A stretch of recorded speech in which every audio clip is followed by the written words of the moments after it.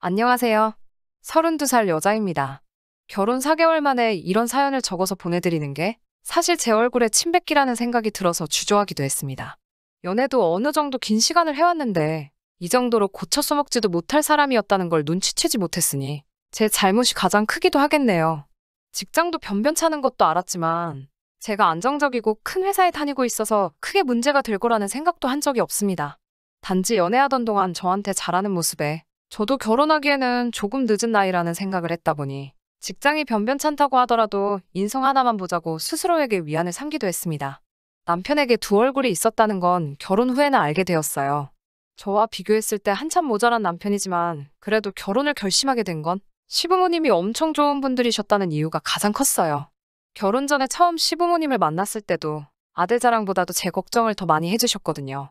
아직 시부모님이 보기에도 한참 모자란 남편인데 어디가 좋아서 결혼까지 결심하게 되었냐고 하시며 모르고 싶으면 언제든지 물러도 좋다고 농담처럼 말씀하시기도 했습니다.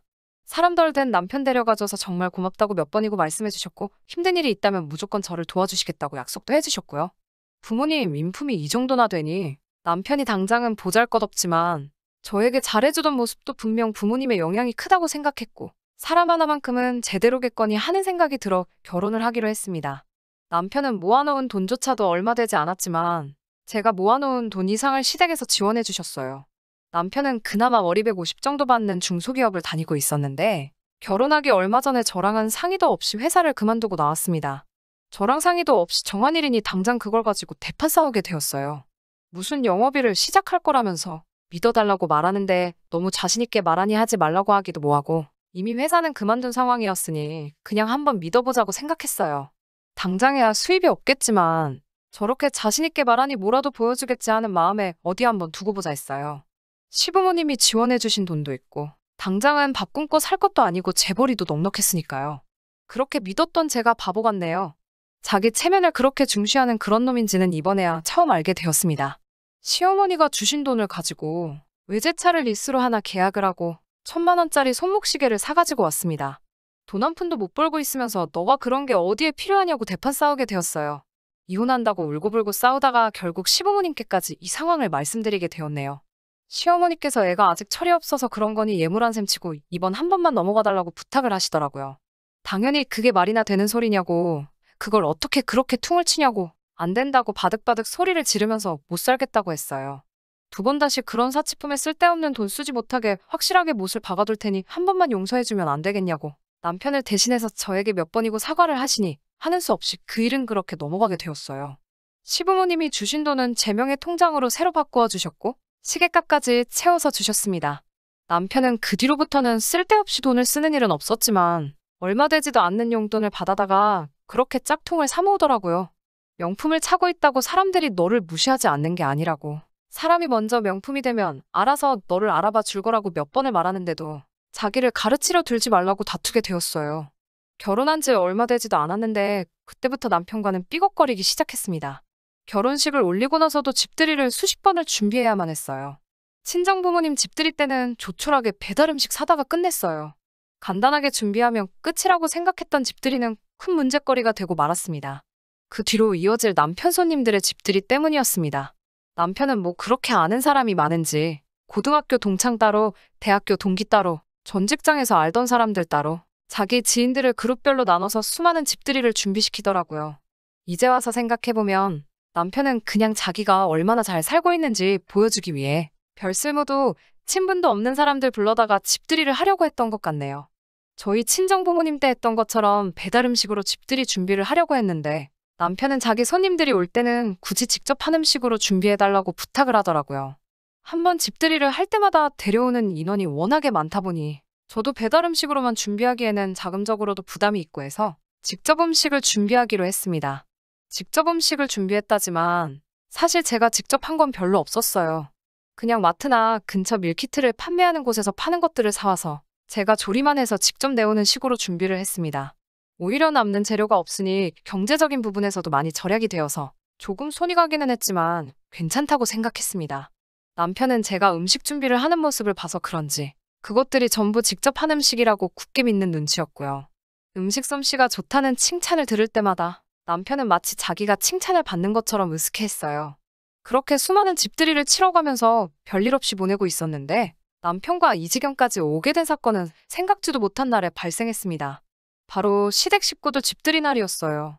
이번 집들이는 시댁 식구들이니만큼 남편도 남의 시선 같은 거 신경을 안 써도 될 듯 싶어서 친정 식구들 집들이 날 했던 것처럼 시부모님이 오실 때에는 간단하게 배달 음식으로 차려내자고 제안을 했어요. 남편은 딱 잘라서 안 된다고 반대를 하더라고요.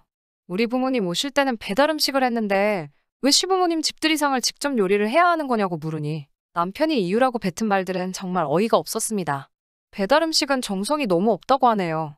친정 부모님 오셨을 때 배달 음식으로 준비한 건 제가 집안 살림하고 음식하는 모습을 보여드리는 것보다 음식을 사서 대접하는 게 저도 편해 보이고 자기도 가부장적인 모습을 보이지 않으니 자기 체면이 살아서 그렇게 한 거라고 설명을 하더라고요.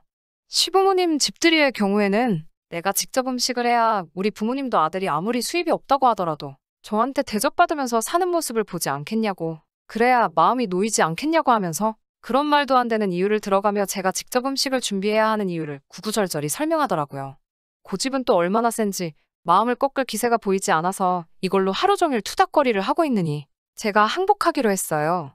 음식은 제가 알아서 준비하기로 했고 시부모님이라고 제가 싫어하거나 저를 싫어하시거나 하는 분들이 아니었기 때문에 저도 이왕 직접 하기로 한 거 솜씨발이 한번 해보면 어떨까 하는 생각이 들어서 이것저것 혼자 나가서 장도 봐서 왔습니다. 토요일 아침이 되어서 음식 준비를 시작하는데 남편은 어디 나갈 준비를 하더라고요. 부모님 오실 건데 어딜 나가냐고, 나 음식 준비하는 거 도와주면 참 좋겠다고 말했어요. 급하고 바쁜 일이 있다고 설명을 하길래 영업이라는 거랑 무슨 관련이 있는 건 줄 알고 그럼 너무 늦지 않게 다녀오라고 했지요. 음식 준비를 하다가 제 핸드폰에 문자가 와서 봤는데 남편이 PC방에서 카드를 긁었더라고요. 급한 볼 일이 있다는 게 토요일 아침부터 친구 만나서 PC방을 가는 거라니 어이가 없었습니다. 그래도 부모님 집들이 오신다고 일찍 기어 들어오긴 하더라고요.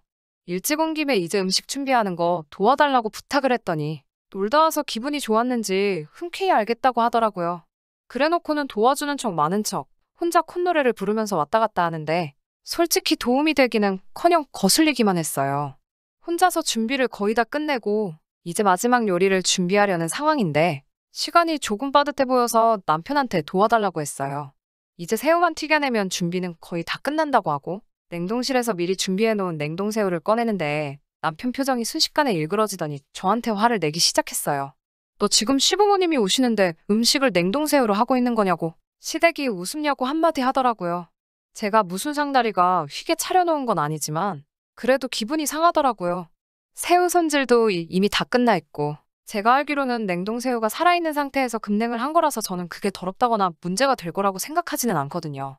그리고 준비하던 게 새우를 튀김을 하고 나서 그 위에 간이 강한 양념을 끼얹는 요리이다 보니 냉동새우를 사용하는 게 더 편하고 경제적이라고 생각했어요. 뭐가 문제냐고 한마디 했더니 이건 정성이 부족하지 않느냐며 당장 가서 생새우를 사오라고 난리를 부리더라고요.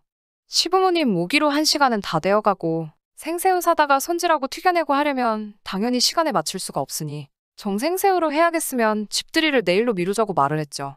두 분은 진작에 이쪽으로 오시려고 출발을 하셨을 테니 남편은 입만 대빨 나와서 궁시렁대고 도와줄 생각은 전혀 하지도 않고 궁시렁대고만 있었어요. 시간이 조금 촉박했기 때문에 일이 좀 와서 새우 해동한 거 물기 좀 제거해달라고 하니 냉동새우 가지고 뭔 그런 수고를 하냐며 해동하느라 찬물에 담궈놓았던 새우를 물기도 제거하지 않고 펄펄 끓는 기름솥으로 그냥 던져버리더라고요. 당연히 해동하느라 물에 젖어있던 새우는 기름에 들어가자마자 이리저리 튀기 시작했고 퍽퍽 튀는 기름이 불 앞에 서 있던 제 손등과 얼굴로 마구 튀었어요. 제가 화상에 얼얼해서 얼굴을 부여잡고 고통스러워하고 있는데 남편은 괜찮냐고 걱정하거나 미안하다고 사과하기는커녕 그러니까 생새우를 샀어야지 하면서 제 잘못이라는 듯이 말을 하더라고요. 생새우도 손질하고 물기를 제거하고 해야 하는 게 맞는 건데 그딴 소리나 하고 있으니 기가 차서 말도 안 나오더라고요. 화상 때문에 병원에 가봐야겠다고 하니 이제 곧 부모님 오시는데 어딜 가려고 하냐고 그깟 기름 몇 방울 튄 거 가지고 엄살 좀 부리지 말라고 하면서 무서운 표정으로 성질을 부리는데 표정이나 말투가 전에는 한 번도 본 적이 없는 상태로 화를 내고 있으니 그 순간에는 저도 살짝 겁이 나기 시작했습니다. 그래서 찬물로 닦아내고 얼음 주머니로 대충 냉찜질을 하면서 화상 입은 곳을 간단하게 응급처치만 하고 다시 음식을 해야 했습니다. 화상 입은 부위가 얼얼해서 아프긴 했지만 남편이 워낙 무섭게 노려보고 있었기 때문에 달리 방법이 없었어요. 음식 준비가 끝나고 얼마 안 있어서 시부모님이 오셨고 시부모님은 상에 차려진 걸 보고 뭘 우리 온다고 음식을 이렇게 많이 했냐고 고생했다고 하시면서 정말 고맙다고 하시더라고요. 남편도 그 말에 기분이 풀렸는지 제 칭찬을 하면서 자기가 뭐라고 이렇게 매일같이 상전 대접을 받으며 산다고 너스레를 떨고 있었어요. 밥을 먹고 있는데 화상 입은 곳이 쓰라려서 잠깐 얼굴을 찡그리게 되었어요. 시어머니께서 그런 저를 눈치를 채시고는 제 얼굴에 빨갛게 부어있는 화상 자국을 보게 되었습니다. 며느리 얼굴이 왜 그러느냐고 물어보시는데 그 순간 참아왔던 게 폭발을 해버린 건지 울며불며 시어머니 앞에서 음식 준비하면서 있던 일을 다 말해버렸어요. 시부모님은 제 말에 그 말이 사실이냐며 남편을 노려봤어요. 인자하기만 하신 분들인 줄 알았는데 불같이 화를 내시며 배가 보는 앞에서 남편을 정말 개패듯이 두드려 패기 시작했습니다. 남편은 흠씬 두들겨 맞다가 소파 구석까지 도망가서는 그제서야 잘못했다고 살려달라고 무릎을 꿇고 싹싹 빌기 시작했고요. 그 길로 시부모님은 집들이는 됐고 병원부터 가야겠다며 저를 데리고 근처 병원으로 향했습니다.